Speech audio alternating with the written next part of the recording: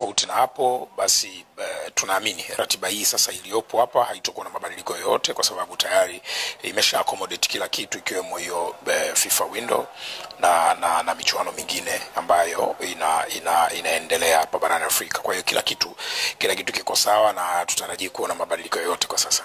Mmetukumbusha kuhusiana na mchezo namba 184 Young Africans dhidi ya Simba. Taarifa zipoje kutoka kwenu, kwa sababu nyinyi ndio wahusika wa ligi yetu, wenyeji wa mchezo? Wanalipi kuhusiana na mchezo huu tunayoona endelea mtandaoni? Pengine tupate kutoka bodi ya ligi kitu kipi kipo?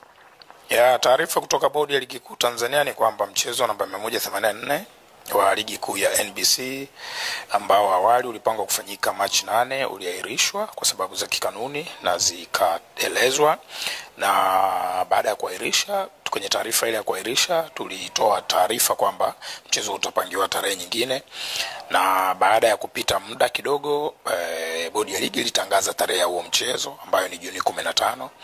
Na sasa hivi tunapozungumza hapa taarifa kutoka ndani ya bodi ya ligi kuu Tanzania ni kwamba mchezo namba 184 Young African Sports Club dhidi ya Simba Sports Club utafanyika kwenye uwanja wa Benjamin Mkapa Juni 15. Hiyo ndio taarifa kutoka bodi ya ligi kuu Tanzania. Kuhusiana na zile ambazo zinaendelea mtandaoni, wao wakidai hawachezi, bodi ya ligi na taarifa hizo? Sasa bodi haiwezi kuwa na hizo taarifa za mitandaoni. Bodi yenyewe inawasiliana na wadau wake kupitia barua pepe, ila mimi na wewe tunazo hizo taarifa. Na mimi sio bodi. Mimi na akaunti yangu Instagram, kwa hiyo ninapoenda kutembelea akaunti yangu natembelea na akaunti yako Zai, natembelea na akaunti za wengine, naona mnavyojadili, naona taarifa mbalimbali. Huyo ni Karim Boimanda, si ndio?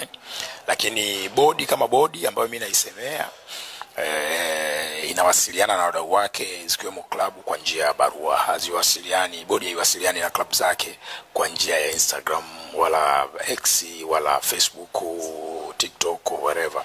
Zinawasiliana kwa njia ya barua pepe, na hilo ndilo kubwa. Kwa hiyo kwa sasa hivi kitu ambacho sisi tunapaswa kukifahamu hapa ni kwamba bodi taarifa yake mchezo utakuwa Juni 15. Hakuna taarifa rasmi pengine kutoka kwa mdau wenu Young Africans ambaye ndio mwenyeji wa mchezo? Taarifa nini sasa? Sisi ndio tumempa taarifa yeye. Sisi tulisema tutaahirisha mchezo. Na tulisema tutapanga tarehe ya mchezo. Tumeshaipanga, na wa kwanza kabisa kuwasiliana nao ni hao wadau wa hiyo michezo, kiwemo Young Africans Sports Club kama mwenyeji, Simba Sports Club kama mgeni, wadhamini wetu wakiwemo broadcasters, Azam Media, TBC na